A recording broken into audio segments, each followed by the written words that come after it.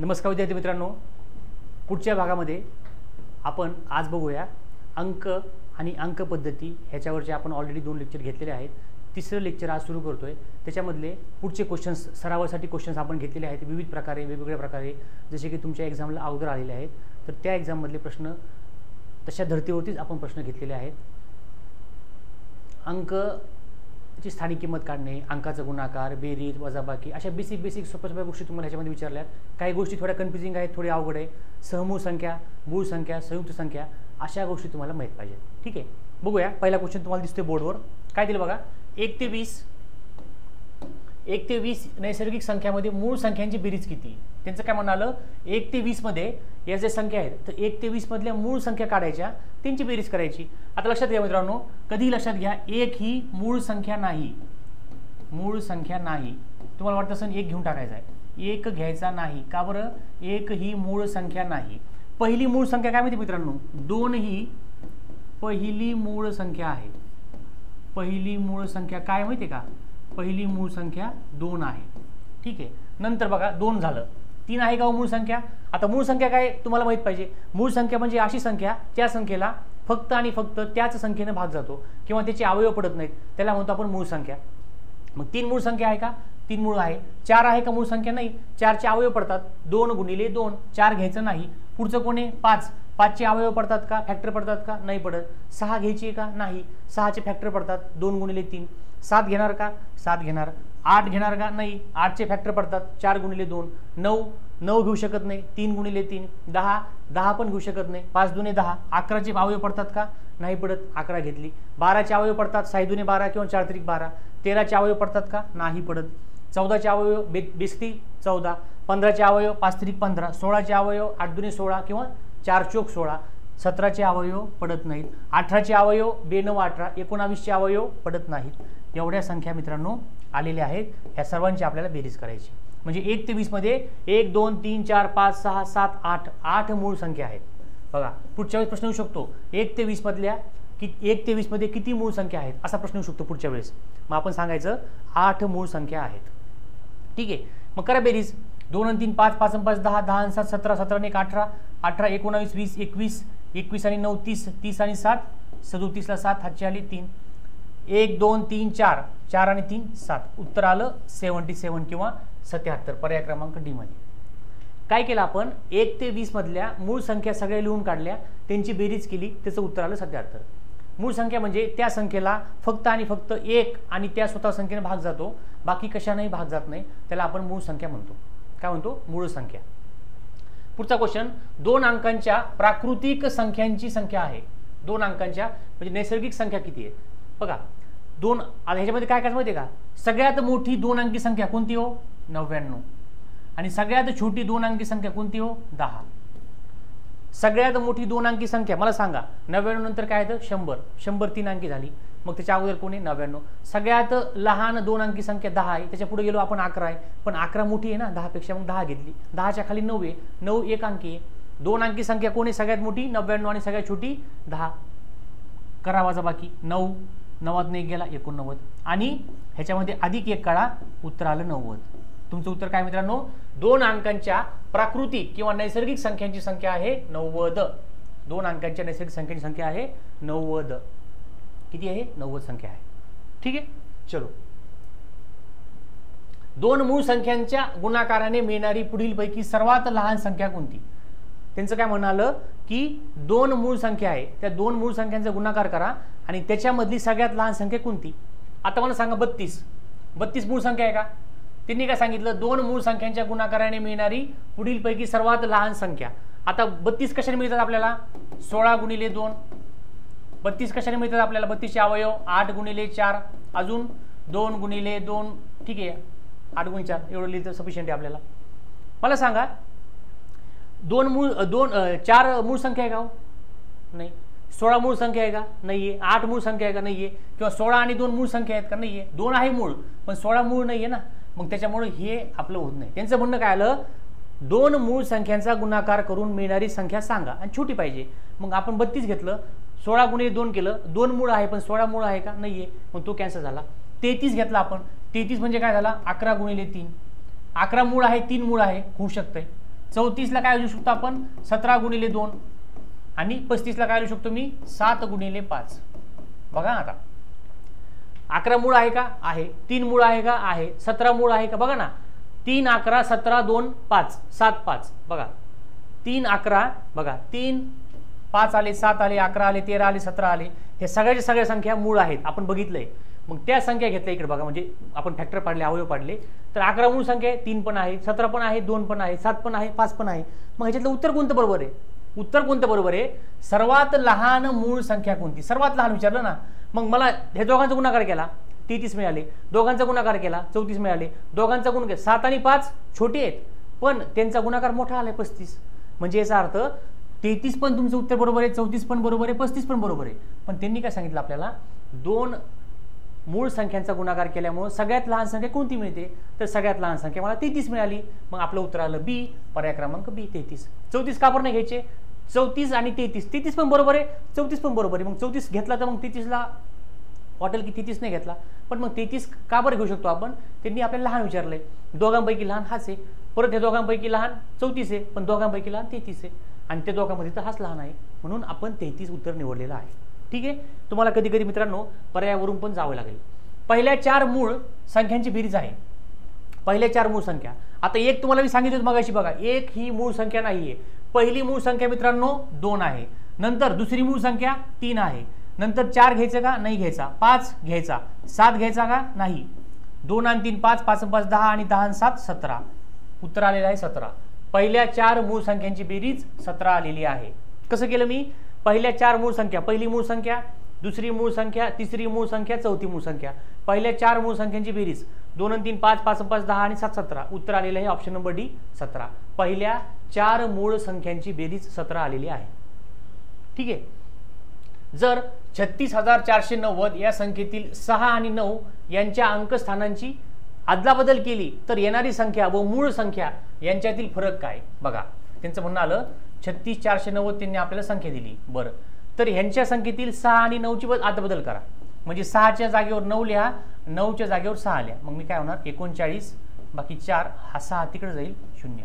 म्हणजे नवीन संख्या कोणती भेटली आपल्याला 39,460. जुनी संख्या होती 36,490. दोघांपैकी मोठी कोणती मित्रांनो, दोघांपैकी मोठी आहे 39,460 मोठी आहे. दोघातला फरक 36,490. दोघातला फरक त्यांनी काय विचारला, येणारी संख्या व मूळ संख्या यांच्यातला फरक काय. करा वजाबाकी 0.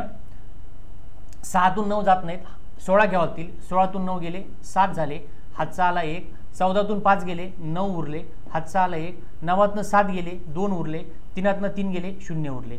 2,970. काय उत्तर आहे आपलं 2,970. कुठे पर्याय बघा 2,790 पण दिलेले आहे. आपण घाईघाईमध्ये हे टिक करूया, पण लक्षात घ्या तुमचं उत्तर आल्यानंतर जेव्हा आपण ऑप्शनला गोल करणार आहोत तर ऑप्शनला गोल करताना काळजी घ्यायची की बरोबर आपण तीच निवडतोय का. 2,970 2,970. समजलं. बेरीज काय केलं मी, अंकांची अदलाबदल केली आणि वजाबाकी केली. बेसिक प्रश्न होता, सोपा प्रश्न होता.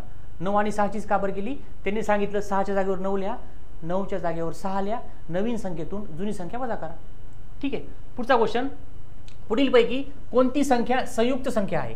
आता मित्रांनो पहिल्या लेक्चरमध्ये, आता हे आपलं तिसरं लेक्चर आहे, पहिल्या लेक्चरमध्ये तुम्हाला मी थेरी पार्ट शिकवला होता. त्याच्यामध्ये काय होतं, संयुक्त संख्या म्हणजे काय, तर संयुक्त संख्या म्हणजे काय, मूळ संख्या सोडून, बघा मी काय म्हणतो परत सांगतो, मूळ संख्या सोडून उरलेल्या सर्व संख्या संयुक्त संख्या असतात. बघा लिहून घ्या वाटलंच तर, मूळ संख्या सोडून उरलेल्या सर्व संख्या, मूळ संख्या सोडून उरलेल्या सर्व संख्या संयुक्त संख्या असतात. संयुक्त संख्या असतात.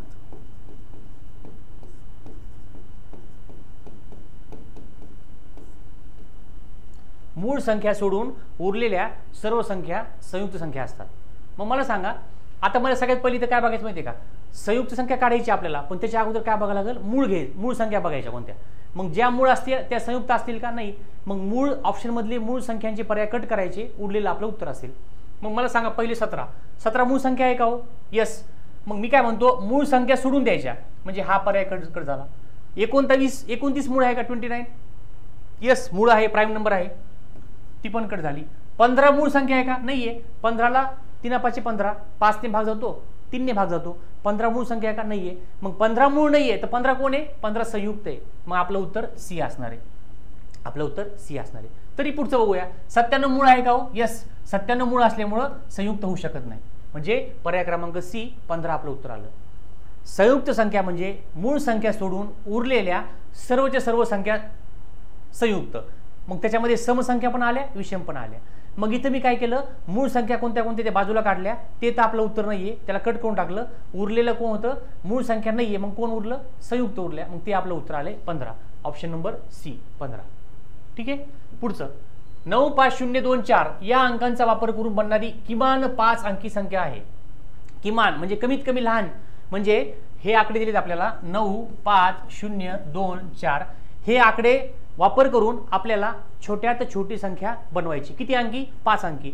जर मी आता बघा मी काय सांगितलं तुम्हाला, छोटी संख्या बनवताना काय करायचं, पहिले संख्या तुम्हाला चढत्या क्रमाने लिहायच्यात. चढत्या म्हणजे याचा अर्थ काय, सगळ्यात छोटं, नंतर मोठा, नंतर 2 नंबरला काय होणार आहे, 2 नंबरला कोण येईल मित्रांनो, 2 नंबरला आपला येणार आहे त्याचे नंबर 2 येईल, नंतर 4 येईल, नंतर 5 येईल, नंतर 9 येईल. बघा संख्या वाढत चालल्यात. का बरं, आपल्याला चढत्या क्रमाने लिहायचं, सगळ्यात छोटी लिहायची म्हणून चढत्या क्रमाने लिहायचं.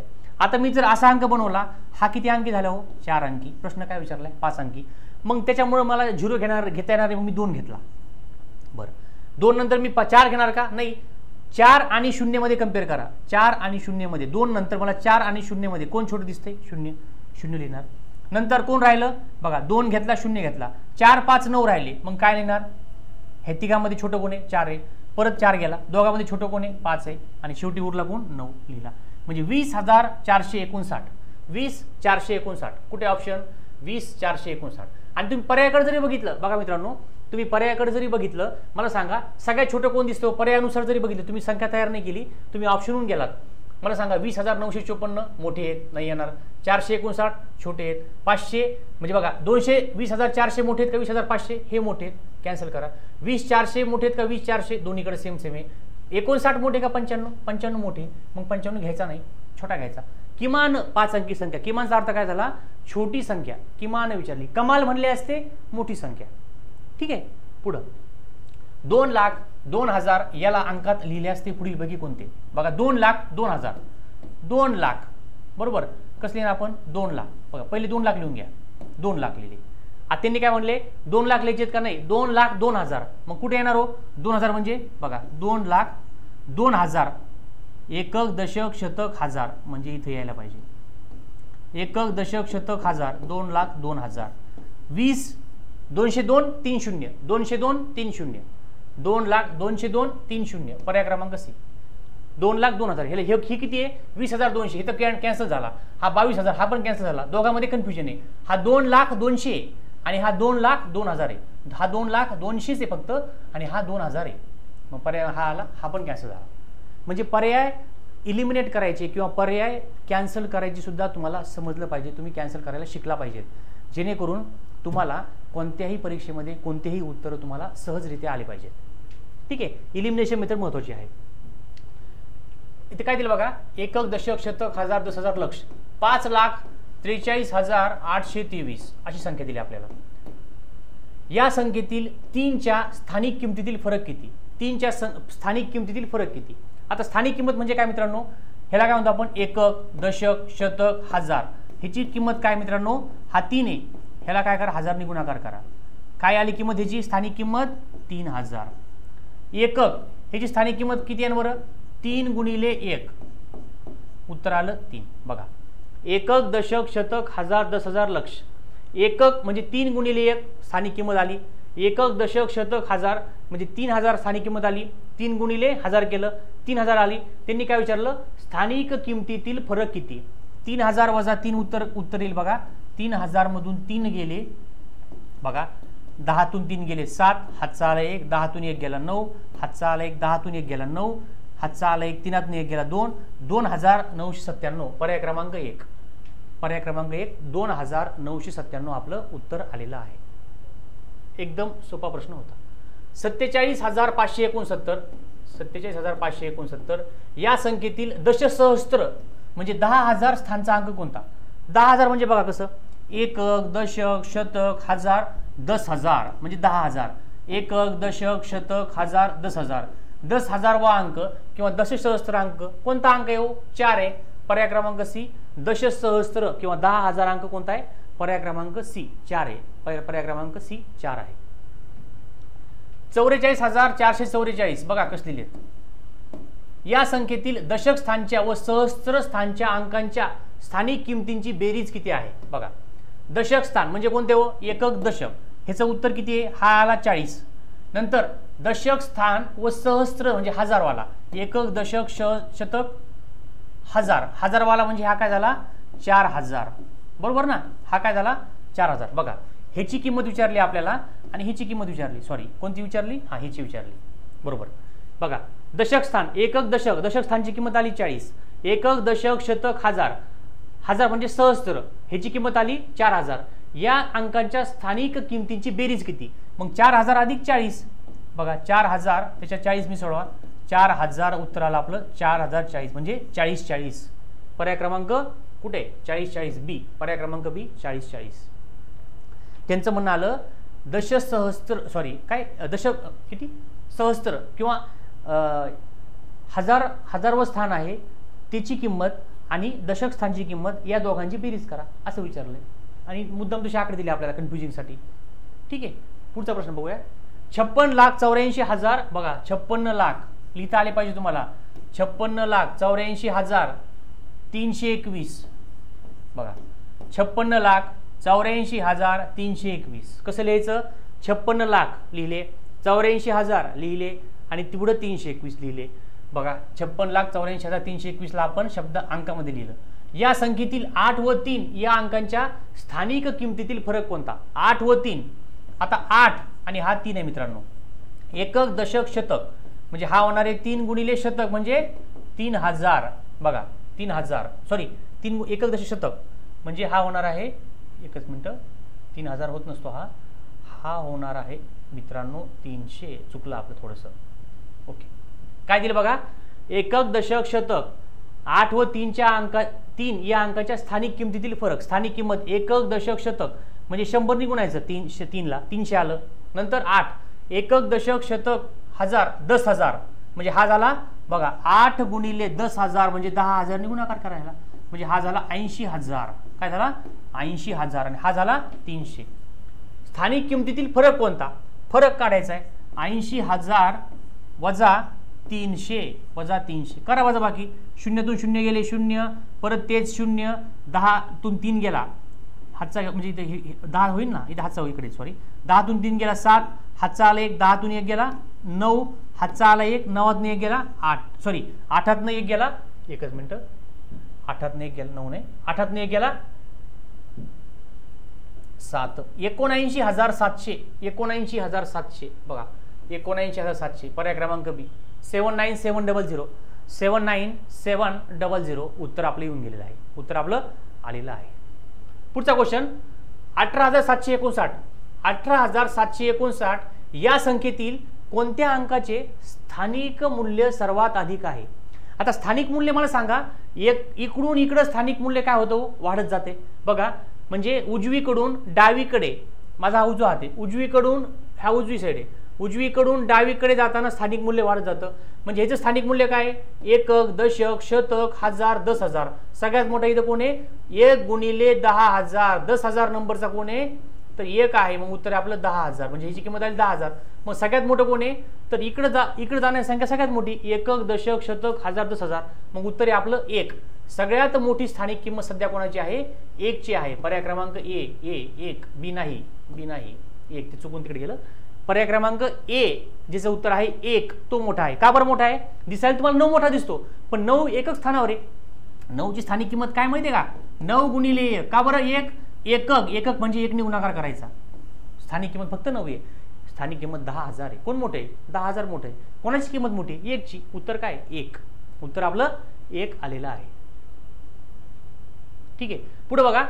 9, 8 आणि 0 या अंकांचा उपयोग करून जेव्हा अंकांचा पुनर्वापर करण्याची अनुमती नसेल, म्हणजे त्यांचं म्हणणं आलं की फक्त आपल्याला काय करायचे, अंक डबल रिपिटेशन नाही करायचं, पुनर्वापर नाही करायचा आणि हे अंक एकदाच घ्यायचे आणि ह्यांचा वापर करून किती 3 अंकी संख्या बनवता येतील तीन अंकी संख्या किती बनवता येतील. आता मला सांगा, शून्यापासून तर सुरुवात करू शकत नाही आपण. शून्यापासून सुरुवात केली बघा, 098 लिहिलं किंवा 089 लिहिलं, ही तीन अंकी संख्या आहे का हो, दोन अंकी संख्या झाल्या आहे. म्हणजे शून्यापासून सुरुवात करू शकत नाही. सुरुवात करू शकतो आपण 9 पासून, सुरुवात करू शकतो आपण 8 पासून. करा सुरुवात 9 पासून सुरुवात करू, नंतर घेऊया 9 8 0. अजून काय होऊ शकतं, 9ला 9 कॉन्स्टंट राहणार आहे. परत ह्यांची जागा बदला, 0 8. काय केलं मी, 9ला पहिले लिहिलं, 8 आणि 0 लिहिलं, नंतर 0 आणि 8च्या जागा काय केल्या, एक्सचेंज केल्या. परत इथं 8 लिहिला, इथं परत काय करणार, 0 आणि 9 लिहितो. ठीक आहे, परत इथं 8 लिहिला, 9 आणि 0ची जागा बदलली. म्हणजे 980 908 ह्या दोन संख्या झाल्या, 809 890 ह्या दोन संख्या झाल्या. ह्याच्यापेक्षा अजून वेगळ्या संख्या तुम्हाला करता येतील का, नाही. त्याच्यामुळं ह्या तीन अंकांचा वापर करून तीन अंकी संख्या फक्त 4 होऊ शकतात. किती होऊ शकतात, फक्त 4. मग पर्याय कुठे आपला, पर्याय क्रमांक 1 आपलं उत्तर आहे. पर्याय क्रमांक आपलं 1 उत्तर आलेलं आहे. ठीक आहे. अशा प्रकारे मित्रांनो आपण आजच्या लेक्चरमध्ये अंक आणि अंक पद्धती याच्यावरती भरपूर सारे क्वेश्चन्स घेतले आहेत. मागच्या लेक्चरमध्ये पण घेतले आहेत. त्याच्या अगोदर जवळपास आपण ह्या सिरीजवरती 3 लेक्चर झालेत आपले. तुम्ही पहिल्या याच्यामध्ये एकदम बेसिक पार्ट आहे, थेरी पार्ट आहे, तो समजून घ्या. दुसऱ्यामध्ये पूर्ण आपण प्रॉब्लेम किंवा प्रश्न सोडवलेले आहेत. आताच्या लेक्चरमध्ये सुद्धा प्रश्न सोडवलेले आहेत. एक एक करून तुम्ही बघत चला आणि सराव करत चला, जेणेकरून तुमच्या आगामी येणाऱ्या एक्झामसाठी तुम्हाला चांगले मार्क मिळतील किंवा तुमचा अभ्यास चांगला होईल. ठीक आहे. पुन्हा भेटूया आपण पुढच्या लेक्चरमध्ये. थँक्यू.